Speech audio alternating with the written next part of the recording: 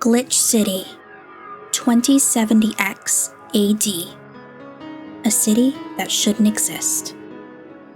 A tax haven where corporations and criminal empires reign supreme. In this place, all human life has been infected with nanomachines to keep them in check. Over them stand the White Knights, who ensure that a corrupt government's laws are obeyed. Here, brutality in all its forms is an everyday reality. The quality of life for the non-powerful decreases at an alarming rate. For many, this can be overwhelming. Some devote themselves to their jobs, their families, or even their studies. Some look for ways to escape this place, and others just give up. But for many of them, the answer lies at the bottom of a glass.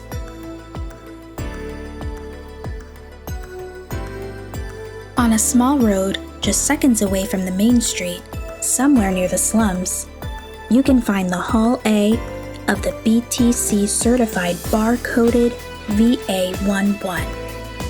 But that's a mouthful, so we just call it Valhalla. A small oasis in the middle of the concrete desert. A fountain of spirits waiting for tired souls.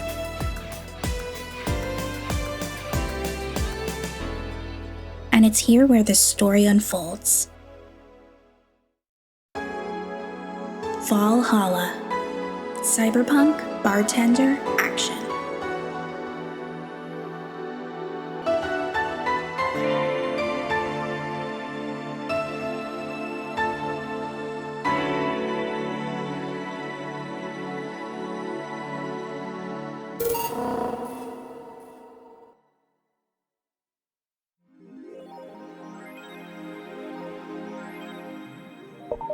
I'll leave the closet open in case you want to hide from the noise.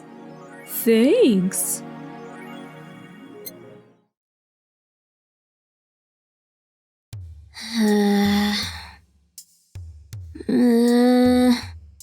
Well, let's see. Gil's in the back getting everything ready. I'll go grab some food I've ordered. They only agreed to work on New Year's if I went to pick it up myself. Are you alright? I'm scared. Gabby will show up any minute. Relax. Everything will be alright. I can assure you of that. Drink something. Maybe that'll cheer you up. Maybe? I'll leave you for a bit, but keep your chin up. If you get through this, I'll give you... I don't know. A hug. Does that work? A hug? A big one. A reward for after everything's said and done. Gotta go. You can do it. Right. Oh, everything's fine. You've been avoiding this for all these years. Now it's time to face it head on. Yeah, everything's fine. Everything will be better after I talk to Gabby. Boss might even give me a hug. I'm okay. Hello? Gabby. Come in. Excuse me. Welcome to Valhalla. Hey. You talk first. No, well...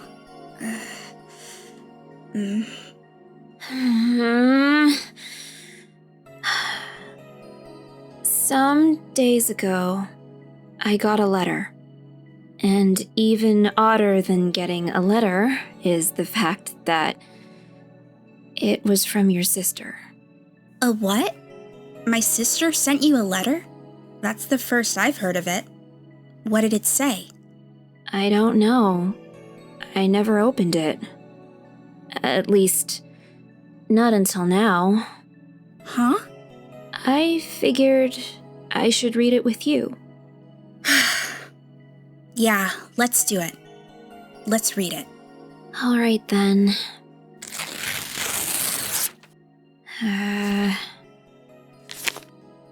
Sorry. Just that? Yup.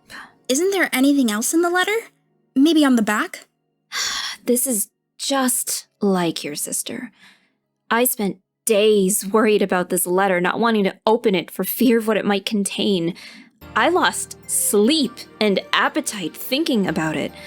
And after all those worries, after all those problems, and after all these years not talking to her, she sends me a letter, a fucking letter of all things, and she just says, sorry?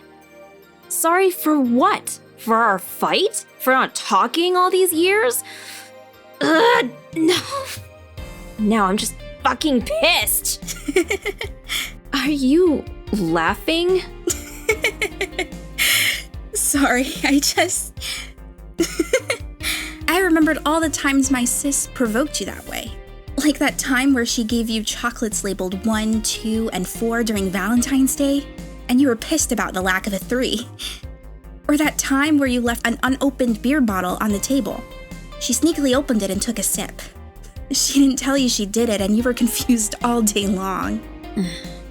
She always bragged she knew me like the back of her hand. If the letter was supposed to piss me off like that, I guess she had all the rights to brag. Maybe she was being sincere, though. She did express to me that she was sorry on more than one occasion. She did, huh? You told me she died from localized nanomachine rejection, right? In her heart, yeah. Instead of the massive rejection that always makes the news, her case was more focused. They usually amputate or replace the part and call it a day. But organs are different. The condition made her susceptible to transplant rejections. Not to mention artificial hearts and genetic treatments were out of the question. Thing is, apparently, she suffered that since she was 18, but kept it a secret from everyone. Why? Hell if I know. I was angry to learn that she hid it. Why didn't she tell me? Was it to avoid worrying me? Was she ashamed? What was it?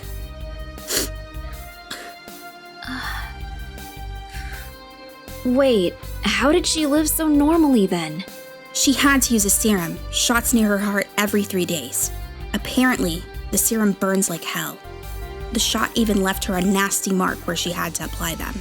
So the thing near her left breast wasn't a birthmark. And the rejection was what ended up killing her? The nanomachine rejection was what ended up killing her, but they couldn't find what made her so vulnerable. Doctor said she might have missed a shot, or the shots made her other defenses grow weaker. The condition could have just gone nuts out of nowhere, or maybe it was blood pressure? Maybe it was a regular heart attack, and the rejection acted afterwards.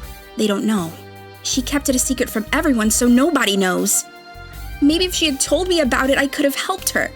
Maybe she'd still be alive. Maybe she wouldn't have faced it alone instead of just dying in her sleep.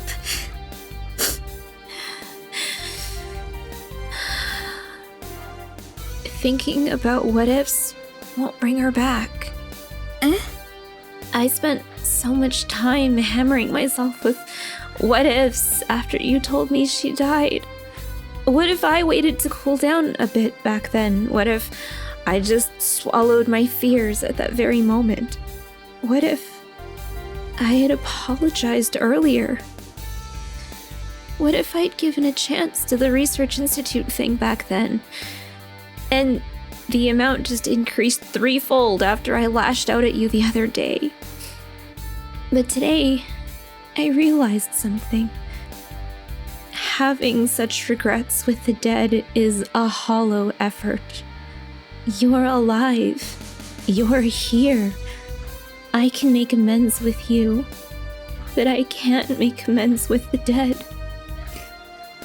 I can't apologize to her like I can apologize to you right now. Jill. Lenora, she's resting now. She's just resting after having that heart condition all these years. She didn't have to face it alone, though. If she only... So, let's celebrate her life and achievements. If we are to mourn, let's mourn her together. If we are to honor her, we'll do it together. Together. Lenore was a fun-loving person. The best we can do right now is try to lighten up, even if it's only for a moment.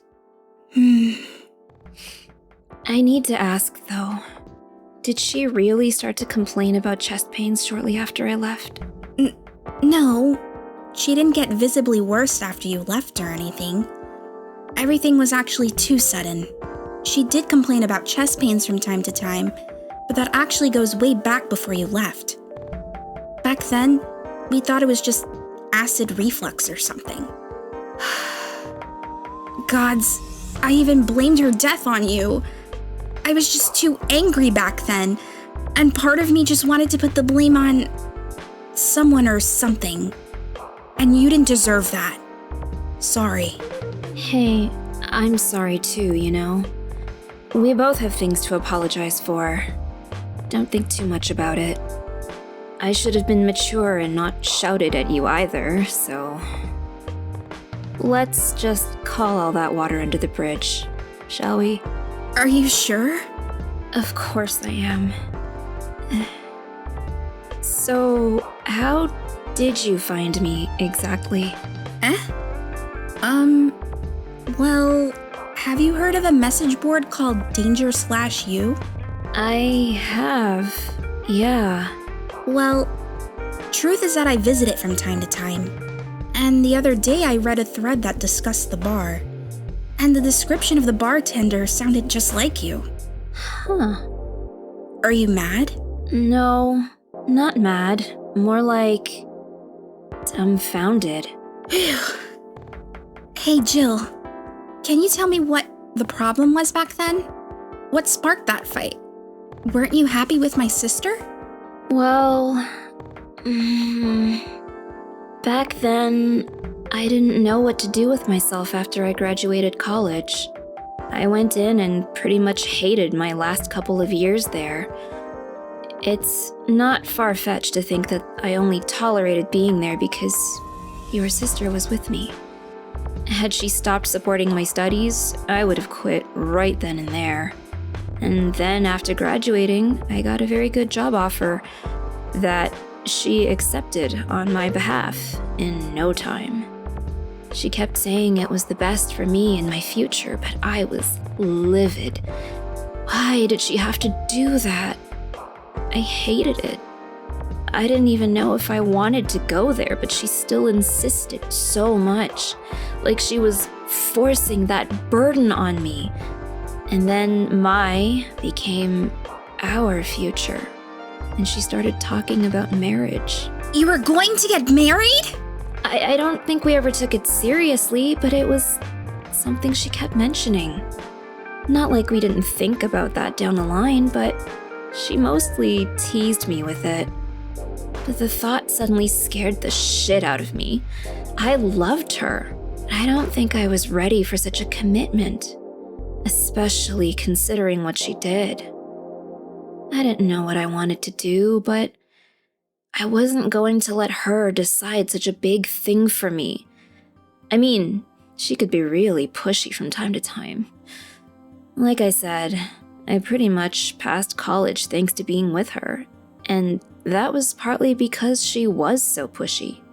Even if she had the best intentions, she could be abrasive from time to time.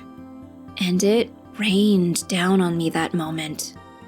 She took it upon herself to make that choice for me. What would have stopped her once we'd gotten married? What if she suddenly decided to craft my life to her needs after marriage? I knew her. She would do it thinking it was the best for me. But what about my freedom? My say on the matter? So that's where you stopped loving Lenore? No. I never stopped loving her, which is why it hurts so much. But you have to understand. I didn't want to wake up 40 years old working a job I hate, just out of routine. getting used to it.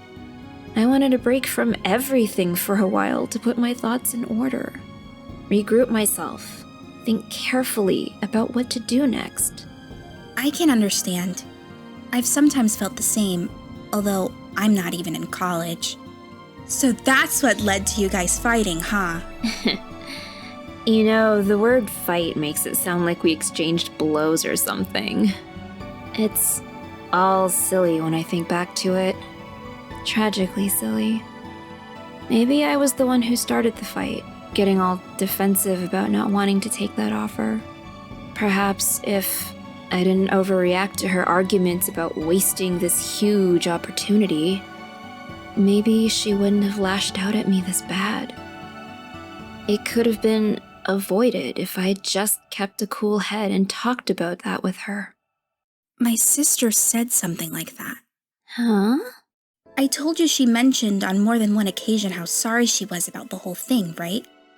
Should have listened to her in the end, but instead I kept pushing her. I should have kept a cool head instead of letting my jealousy take the best of me. It was her offer, not mine. Should have stopped projecting myself so much into her. Something like that. Oh, Lenore. We are quite the hotheads. You, me, my sis. You were supposed to be the mature one, you know. Play your role correctly. But why didn't you come back, Jill? Did you end up hating us that much? Did the break include us too? No, it's just that... Remember when your sister was giving a class and you broke a window? How you didn't want to see her for fear of being scolded? But my sister wouldn't have scolded you. But I was afraid. Dead afraid. I couldn't bring myself to face your sister. But I faced her back then, and I was like 7 at the time. Why couldn't you do it? It's not quite the same. And in perspective, no matter what reason I come up with, it will never make sense. Everything sounds very stupid when I look back, you know? Not that it makes things easier. I won't ever get to speak to her, ever again. And it feels bad because it's stupid. I swear, you and my sis were meant for one another. You both moved on after all that, but neither had the courage to go back and say you're sorry. And like I said, berating myself over those past mistakes won't bring her back. I miss her so much, though. We were together all the time, always talking about dumb stuff. I wouldn't call my parents useless, but she was the one who I could always talk to. I feel her absence every day. Everything is just so quiet now. She was an amazing person. Oh, yeah. She was an amazing person. Eh? Mourning is fine and all, but we should be celebrating her life. If she was here, she would tell us that there's no fun in sulking for so long. She told you that all the time. The same way she told you to stop rubbing things in people's faces. Both figuratively and literally. Hey, I was 8 back then.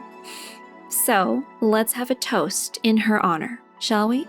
A toast? Yeah, let me get you a drink. A drink? Don't worry, trust me. Let's make something to toast Gabby with, preferably something sweet.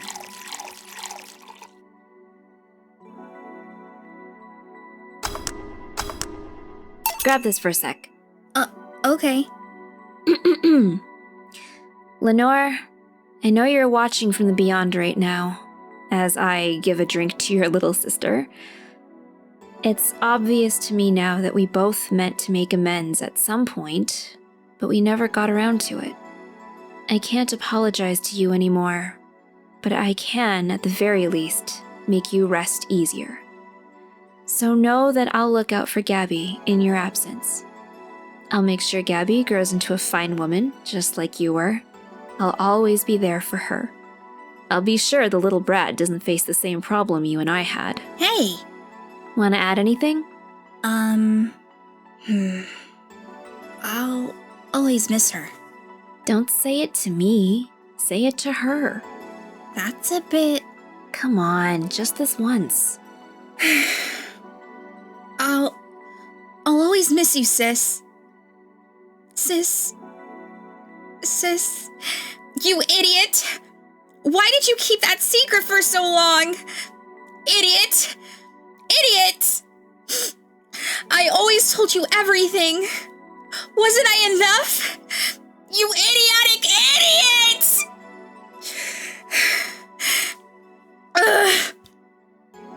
Hey, Jill. Promise me you won't be like that knucklehead. That you won't keep stuff like that to yourself. Only if you promise the same to me. And promise me we won't fight. I can't do that. Huh? You and I are both too thick-headed. Sooner or later, we'll clash on some opinion. But what I can promise is that I won't run away like last time. We'll both cool off and talk it over like the adults we are. I'm not an adult. Let's face it, you've been more mature than I have. Hey, did you mean what you said? That you'll look after me? I'll always be here for you, Gabby. I mean, I'm not Lenore, but I wouldn't dare leave my little sister alone. Jill. Hey, wasn't this a toast? Right. For Lenore, faithful sister and girlfriend. Cheers. Cheers.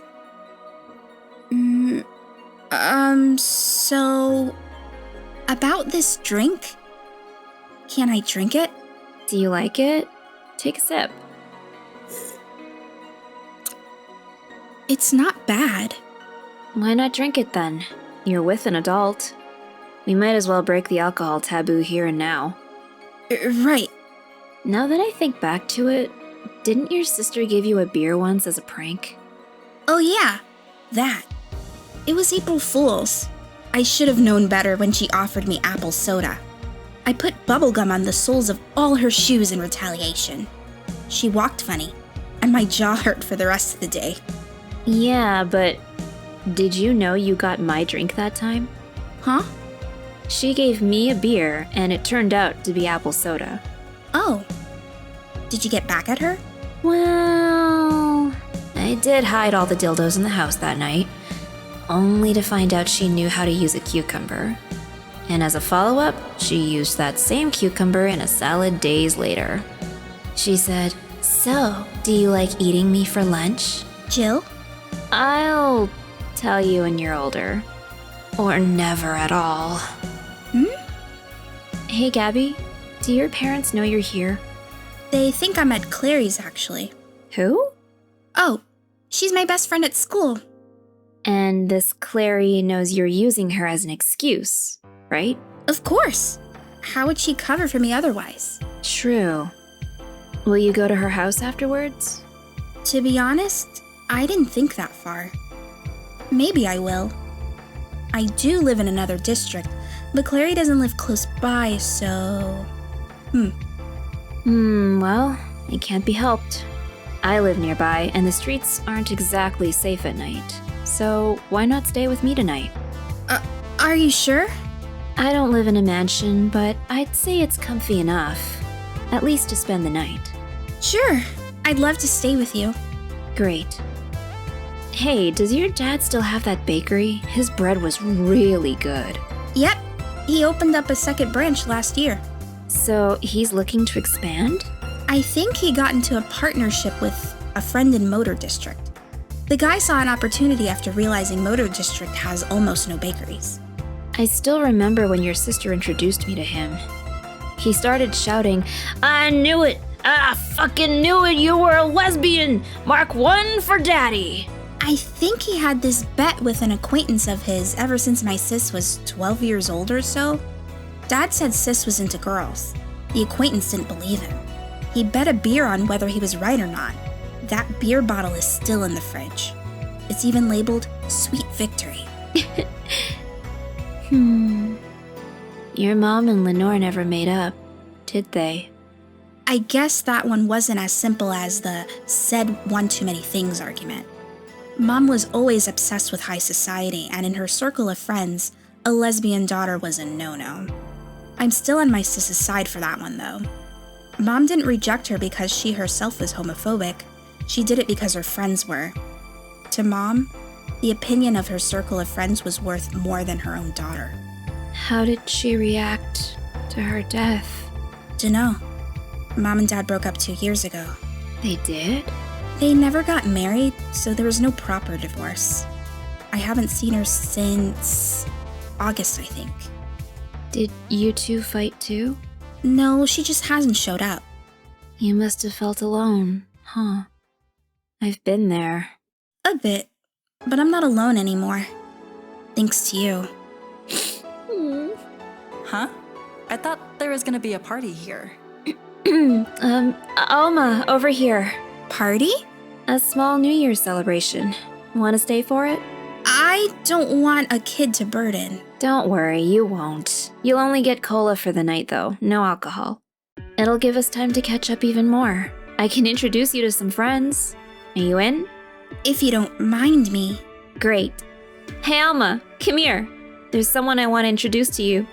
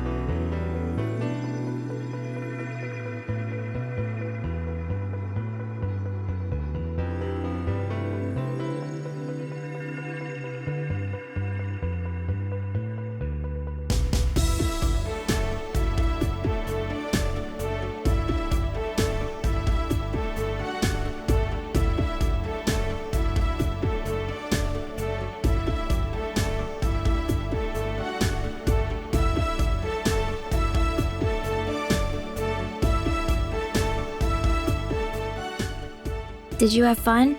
Yep. I also got to meet a cat boomer. Why did your boss hug you, though? She's that kind of person. Now let's sleep. You were dozing off back there. You're right.